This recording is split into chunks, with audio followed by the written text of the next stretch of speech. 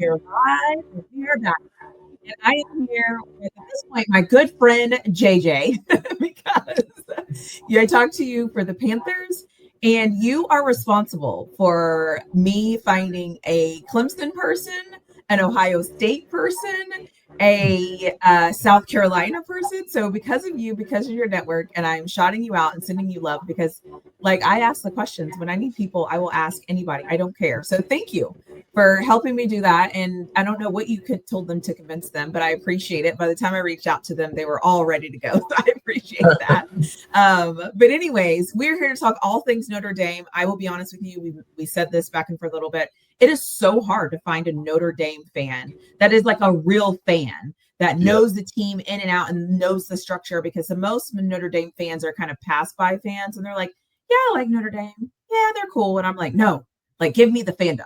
So welcome. I'm happy that you're here. So if you want to introduce yourself, obviously by this point, lots of episodes will have released, but I'll just say this. This is my 25 fan content creator person series I could find from every top 25 of my top 25. And so this is going to release in order of my own ranking. So the 25th team is going to release on August 1st. And then we're going to go all the way down until the very end, until the first place team. So that's how this is going to go. So let people know about you, how long you've been a Notre Dame fan, anything you want to share with us, honestly, about your Notre Dame fandom. And I am very curious, because how did this happen?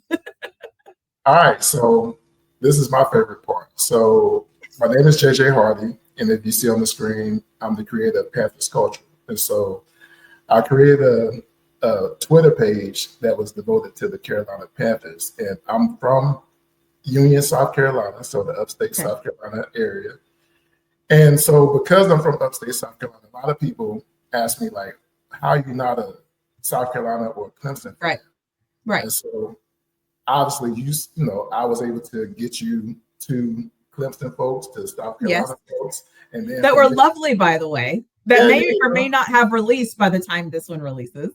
You know, but hey, look, both teams are pretty, you know, highly ranked. So, you know, they will be towards the end with Notre Dame. I think we might be ahead of South Carolina. I don't know about this. And so, but anyway, I am from Union, South Carolina. And when I started watching football, I'm going to date myself, but when I started watching football, Notre Dame has always been on television. And so every Saturday in my grandmother's house, we were always watching football on Saturdays. And so in my particular area, upstate South Carolina, you could always see Clemson games. You could always see Carolina games. And we say Carolina meaning South Carolina. Okay. And you could always see Notre Dame games. But the interesting thing about what made me start watching football in general is the year I started, Tony Rice was the quarterback of Notre Dame. And Tony Rice is also from Woodruff, South Carolina. And my great grandmother, when she saw him playing, she told me that that was my cousin. She's a Rice. And so my paternal grandmother is a Rice. That's outside the family.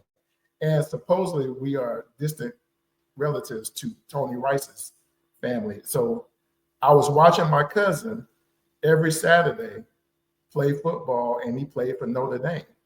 And so, and he was great. And honestly, we won the state. We won the national championship. Yeah. Okay. And so I fell in love with, at the time, Tony Rice, who was my cousin from South Carolina, who was the star quarterback for Notre Dame. And for football that same year, I fell in love with Jerry Rice and the 49ers. Because originally, for people that don't know, that didn't watch a Carolina Panthers episode, shame on them. But you were originally a 49ers fan too. So like, that's where that's why. Okay. Well, I was wondering, like, I wasn't going to ask you because I knew I was going to ask you here, but I've been wondering, I'm like, how did he become a Notre Dame fan? Let me add this though. Well, let me add this. That's how I became a Notre Dame fan. I've been a Notre Dame fan ever since. I fell in love with football by watching Tony Rice and that Lou Holtz led Notre Dame team.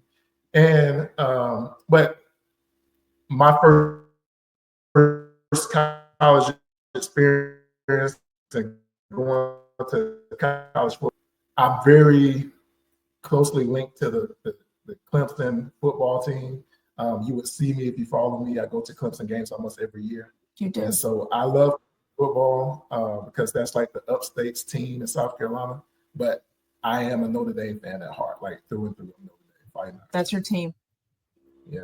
It's so funny because you're right. Like I have seen you post Clemson videos like on Twitter, because obviously I follow you on Twitter, but it just makes sense. And I would do the same. Like if I could go to whoever, I don't care. I want to go see some college football. I don't care who I'm going to see play. I like that. Okay. So that's the story. Okay. And you were breaking up a little bit there. You're a little spotty, but I think we got the story. So yeah, just letting people know. Just so everybody knows too, like JJ and I have been through it, okay, the past few weeks. Okay. We're doing the best we can, all right. So we're going to get through this and we're going to do the very best that we can. So having said all of that, so let's talk about Notre Dame. Did you think that they were going to be where they were last year? How was that for you? And then what are you thinking about this year? Like, what are some things? What is success for Notre Dame this year? Is it going back? Is it going back to the Natty? Like, how are you all feeling as a fan base? It's hard to really say what to expect this year coming. Like, so going to your first question. If you like the content you're getting, don't forget to like this video. Don't forget to leave me a comment. Don't forget to turn on those notification bells and do all the YouTube things. I did expect for us to be very good, but being a Notre Dame fan is challenging because I never feel like we have like the best athletes. Right? Yeah. And so we struggle with getting like the top athletes in the country because we have high academic standards, right? Yeah, right. And so, and then the previous year, we were good, but I felt like we lost games that we should have won because we made either player mental errors, but in one specific case, we made a coaching mental error. And because of that mental error that we made the previous year, and it was against Ohio State, first game of the season, I really began to doubt if we could ever pull it all together. You know, one, and I hate to say this now, but I had some reservations about Marcus Freeman because he made such a glaring mistake and such a big critical moment in that Ohio State game. So I was like, dude, you know, like, can you really coach the big games? Right. And then, you know, so our season started off really well after that game. You know, we kind of circled the wagons and we won some games, and then we took that momentum into last year. I knew we had the talent.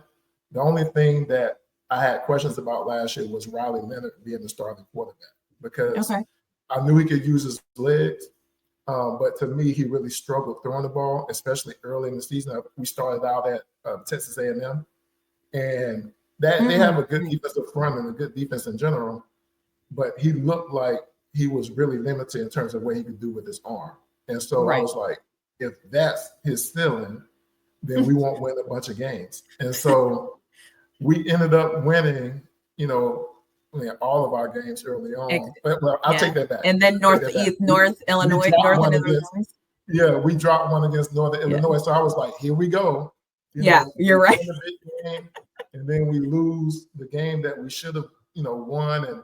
But that game helped us though, because after we lost that game, I don't know if you remember seeing this, but Northern Illinois' coach, he reached out to Marcus Freeman, and allegedly he told him that there were some keys that we gave away to their team, so they knew exactly what we were running.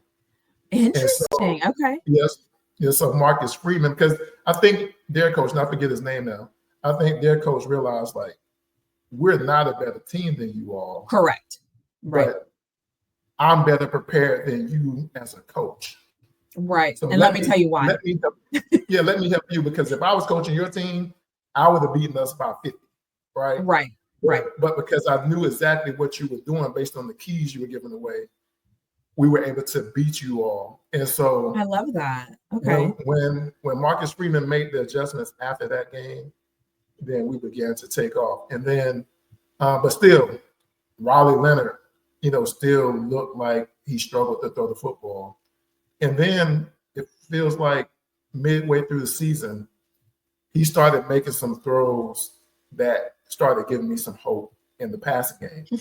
And when the passing game opened up, then everything, started to work for us. Well, our defense was always tough. We always had like a great defensive front. I loved our linebacker unit. And then we had a great secondary, led by Xavier Watts. Like I had full trust in the defensive unit. I just didn't know if we could hang with the big boys offensively. And so we pulled it together. We went on our run.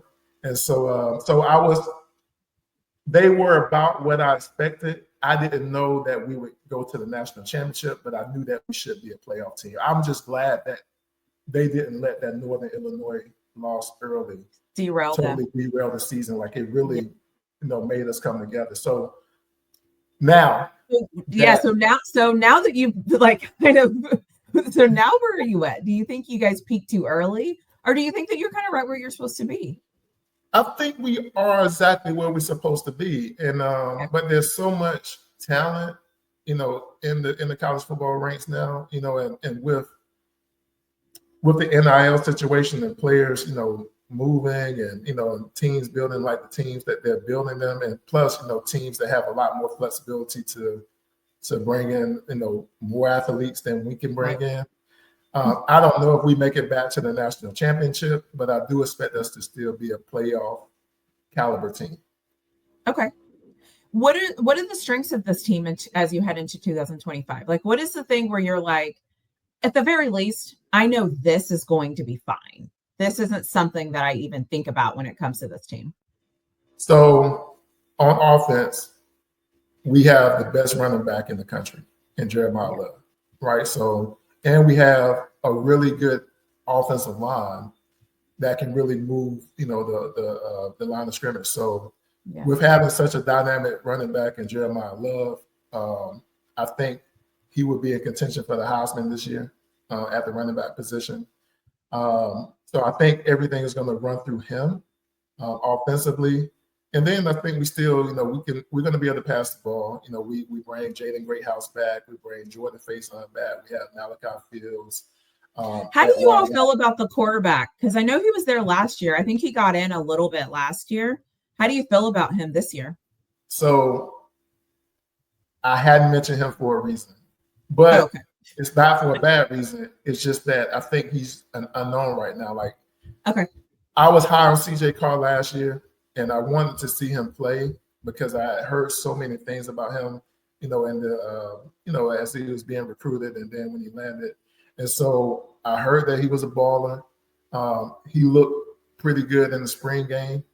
And so I'm eager to see what he plays like, when the lights come on. Because you guys have Michigan first, or you have Miami first. Miami first. So early on, we're going to see who he is. Yeah. But I can't say who he is right now because I haven't seen him myself. Right. Okay. And so, what is? Oh, go ahead. Sorry. No. So I was like, until and the way I'm about quarterbacks, until I actually see how quarterbacks play with the lights on, I don't get too high on them. Right. But I hope that he is the guy that I've heard that he is. Okay. And then what about your biggest weakness? What is something that, I don't want to say keeps you up at night? That's very dramatic. But what about something that when you look at this team, you're kind of like, man, I don't know about this? Well, since we already mentioned CJ Carr, him being unknown, because right now that would be the biggest thing, the quarterback and his ability to have poise and run the offense. I think that's always the number one concern with a freshman quarterback. Mm-hmm. I think the defense's ability to stop the run. Ooh, okay. I think because we lost 3 starters across the defensive front, I think maybe even 4. So we lost. Well, I can't think of my names right now. It's late at night. It's okay. Yeah, and it's late. I'm sorry. It's okay. You have. But Riley, we lost Riley, and I can't think of his last name. I'm sorry about that, fans. My man Gross, the second. We lost him. We lost Oben on the front. So we lost 3 defensive starters. Big guys, good run stoppers. We lost all of them, and so Canada's defensive line, step into those guys' shoes and really, be stout up front. Like, I think that's the biggest question. Okay. Did you all lose any linebackers? How does that linebacker group look? Do you know? So we have Drake Bowen returning. We did lose Kaiser. So just want to go ahead and put that out there. We lost Kaiser. He's a big loss. He was a leader. I think he was a senior and just had a lot of experience, always in the right place, knows for the football type guy. We lost him, but we do get a guy that I'm very excited for, and Drake Bowen. Drake Bowen was a dog, prototypical middle linebacker, likes to thump, likes to run, hit, doesn't have a whole bunch of range, like in the passing game. So I think he could struggle with coverage, but he's my type of football player. Old school throwback, middle linebacker type, loves contact, loves to hit, loves to smash. I love it. Okay. Jalen Sneed, South Carolina native, Hilton Head native. He's coming back for his red shirt junior year. Excited to have him back. I actually thought that he had went into the draft, but he's back with us again, and I'm glad that he's back. He's always been like a leader. He's never like a big stat stuffer, but he makes splash plays. Just does what he's supposed to do. Yeah, like in our defense, he can line up and come off the edge. He can drop in coverage. Like, he always is just around the football. So I love the fact that we get the Snead back. Jaden Osbury, he's kind of like our rover linebacker. He played well last year. To me, he came out of nowhere, in terms of, stepping into that role. He's a red shirt sophomore this year. So he comes in with more experience. He played well when he was in the game last year. So I think our linebacking unit is a pretty good unit. And plus, we have one of the highest, ranked recruits coming in and Madden for Ramo. And so I'm interested. Is he a 2025? Like, he'll play this season, or is he coming 2026? I'm not sure. So that's college is kind of funny. It's wonky. Yeah, you don't know what the team is all the actually going to time. roll out with. Yeah, I hate that. Because I can think that we got the top recruit in the country, and I can't wait to see him play. And then you find out, like, right before the first game of the season, that they redshirted him, right? Right. So you just don't know. I hope we get to see him play, but so Madden Farama was big time guy. I think he's out of Cali. And so with the rotation of Drake Bowen, Osbury, Sneed, and Faramo, like wherever he fits in at, I think we're good. And then we still got Kingston, Vilamu Asa. I think he's a really good, dependable linebacker. I think we have about 5 to 6 guys, if we have Madden available who can really play linebacker. Okay. What game on the schedule do you look forward to the most, and why?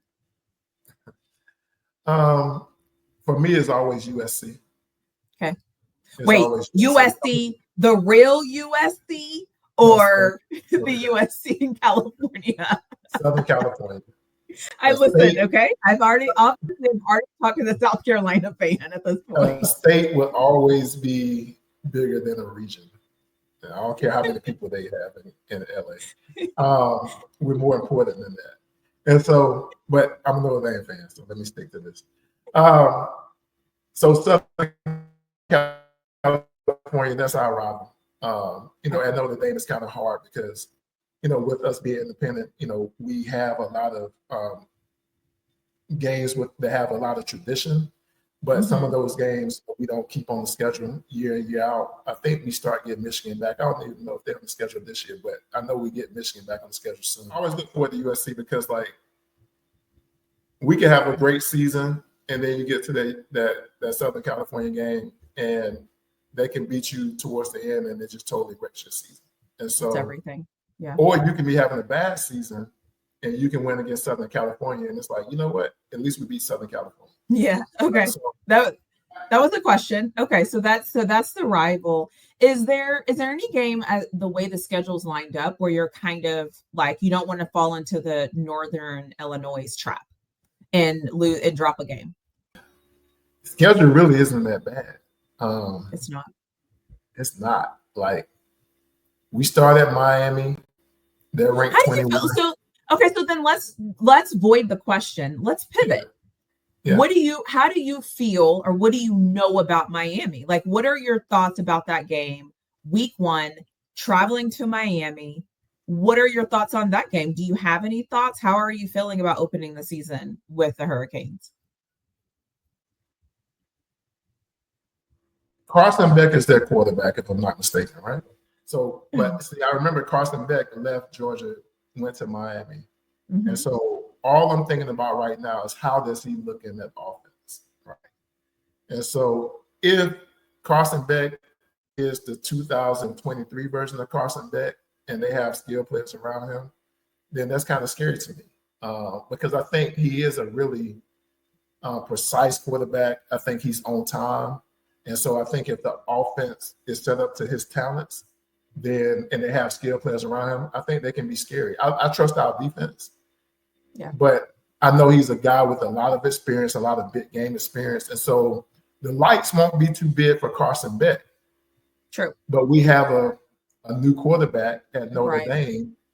And so I worry about them having a more poised quarterback than we do. Okay. Yeah. And so, but when I look at the schedule, that A&M game is scary to me. Okay. Even though it's at Notre Dame,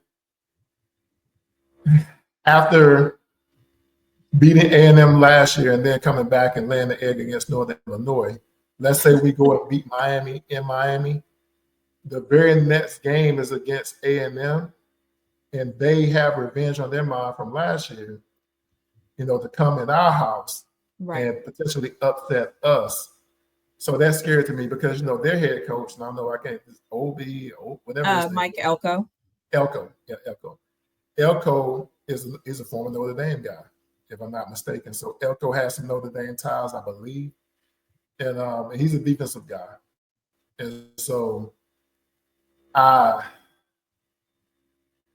think that having him so early is kind of scary for us. But when I look at the rest of the schedule, it's not that some of these other games can't be tough. I think Purdue is always tough. It's an in-state game. You never know what you're going to get at Arkansas. Boise State, you never know. I'm not scared of them. But I think to me, just looking at the schedule, I think it's A&M. I think that's the scary game. Okay. I like that. If you could have one player from college football on any other team and add them to Notre Dame, who would that be and why? For me, it would be Jeremiah Smith from Ohio State. I would rob him from Ohio State in a heartbeat. If anybody remembers when Notre Dame faced Ohio State in the national championship, many people didn't expect for us to even be in that game, but we made it competitive, and it was a one-score game down the stretch. But at the end of that game, when Ohio State had to convert in order to seal the win, they went to Jeremiah Smith because he was the best player in college football. And honestly, I was shocked that we had contained them up to that point. Yeah. But it was like one of those things where you just tip your hat to the team that has the best player in the game, and they went to him to win the game. So I think he's the biggest difference maker in college football right now. I actually think that we have the second biggest difference maker on our team in Jeremiah Love, but Jeremiah Smith is the guy that I would pick. Okay, I love that. And then as we move forward, is there anything else you want us to know about Notre Dame in 2025? Anything you're keeping an eye out on as a fan? Anything that we haven't really digged into? That is not a word.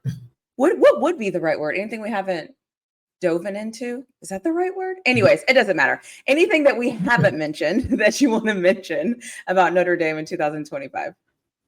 I don't think we mentioned the fact that this is Marcus Freeman's first time developing his own quarterback that he recruited, and he is groomed to be ready to be the starter in Carr.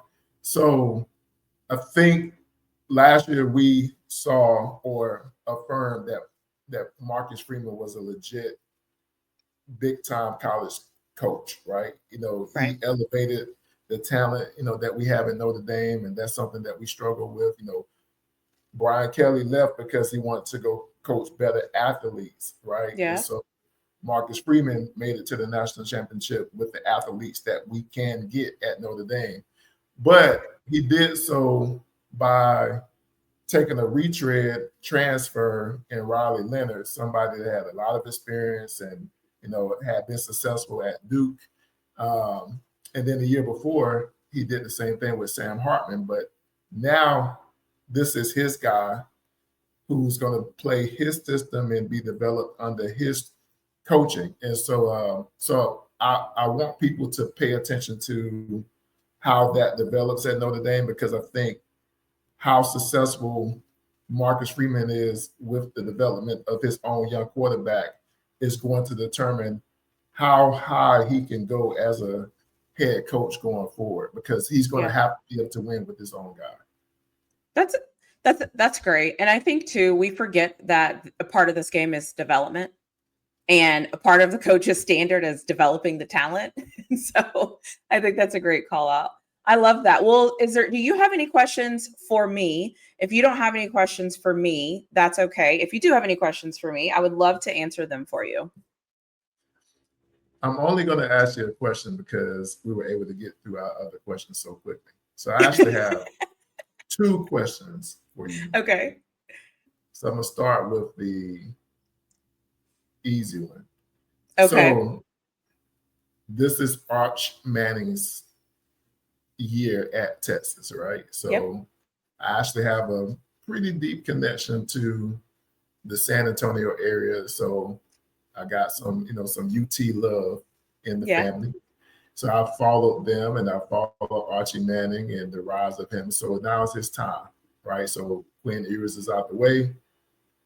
It's Arch time. So do you think he is good enough with the talent around him to be a national championship caliber quarterback? Because I'm hearing things that he could be one of the top quarterbacks in college history. I think I've seen somebody like Feinbaum or somebody say that last week.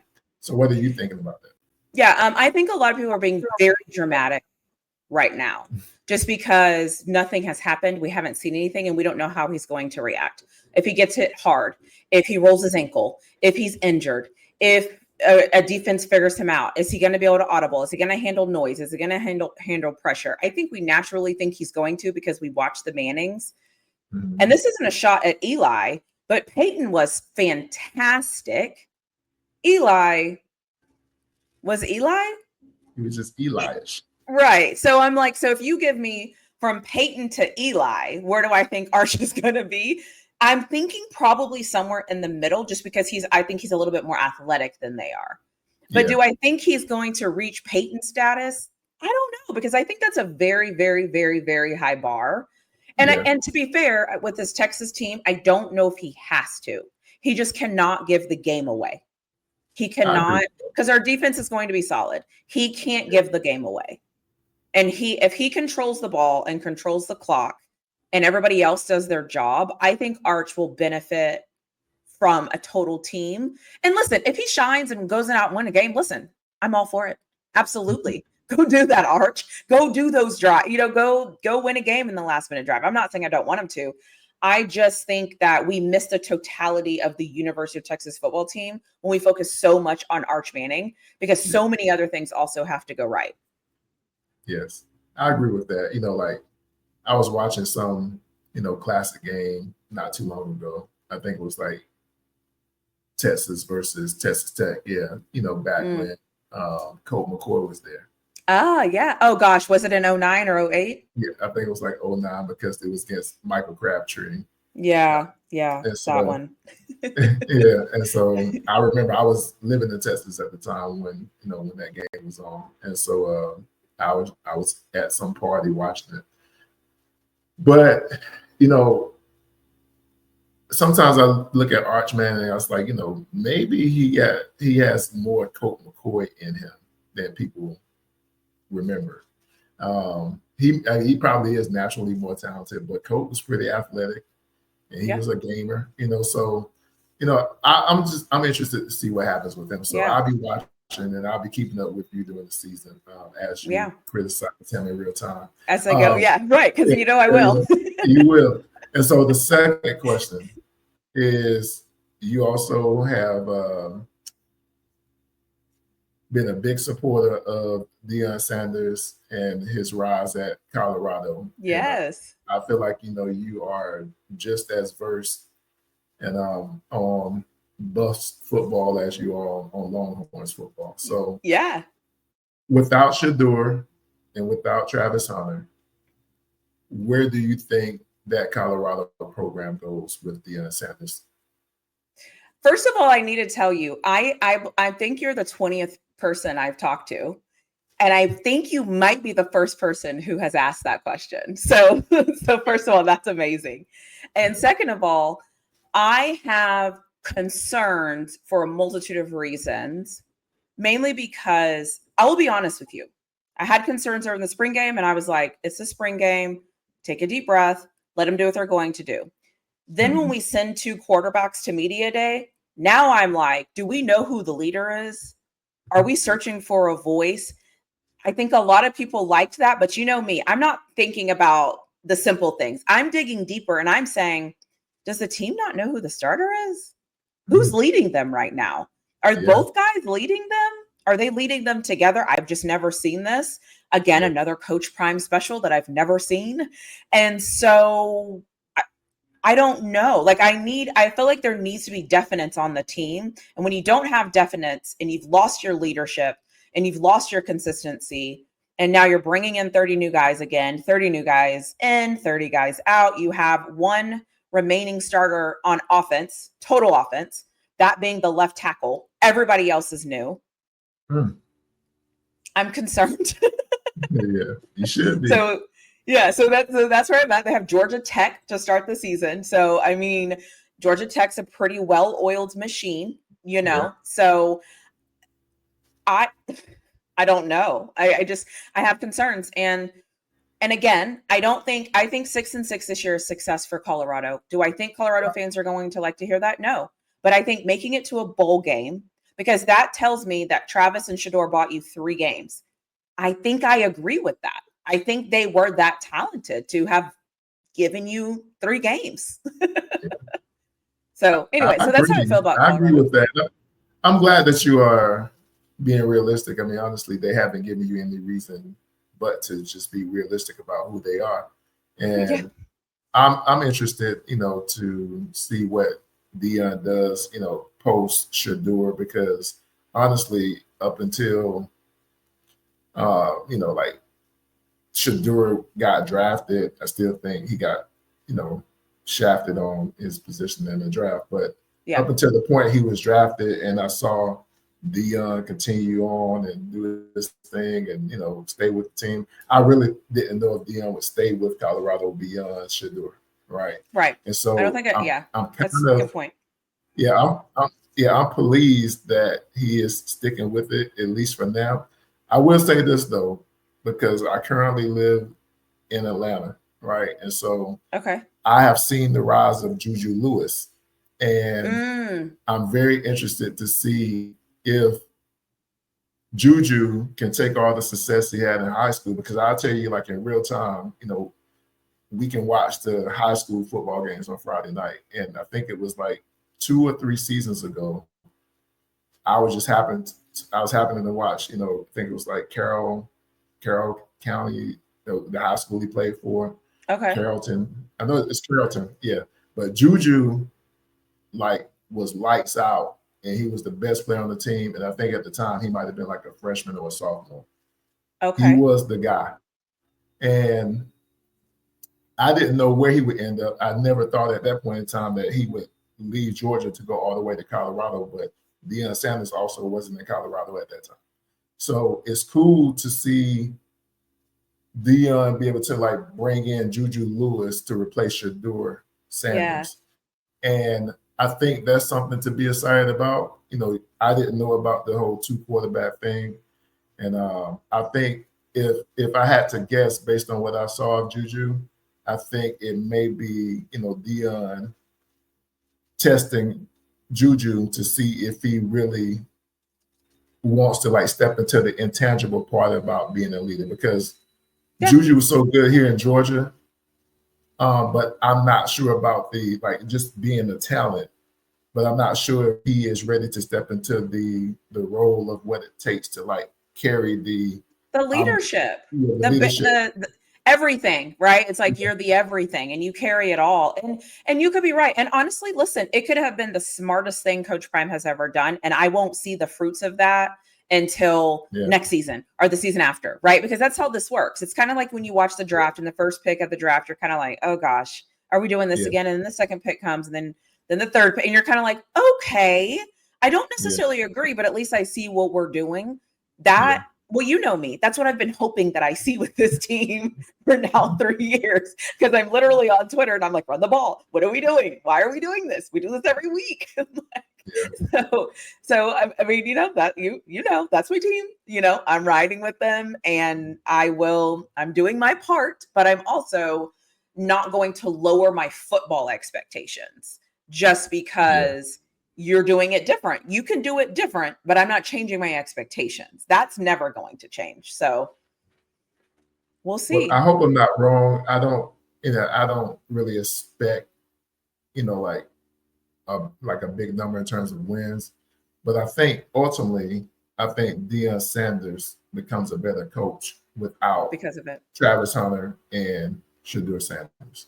Yeah. Because I believe he has to like really focus on the whole team. And I think he has less of the media scrutiny and pressure, for having to win with Travis Hunter. There were a lot of people who hated Deion Sanders for pulling from the PWIs, stuff like that. So I think having like a clean slate, free of Travis Hunter, free of his son being his quarterback, I think is like a net positive for Deion Sanders. And hopefully he can figure out how to, coach the team and have some success, even if it's not, 10 wins, this year. I think if he can build himself up to being a double-digit win team next year and the year after, I think, he would have had, all the success that everybody expected of him. So, we'll see. Yeah. It's easier to root for what he's doing now. I'll say that.